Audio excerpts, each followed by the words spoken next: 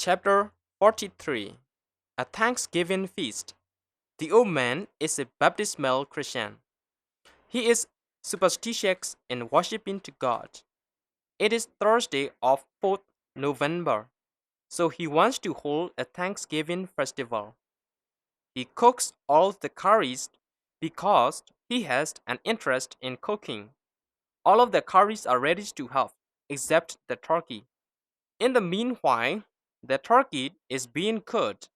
He prepares the table. He spoons, plates, knives, and so on. After a few minutes, the turkey is well cooked. So he takes it out of the steam pot.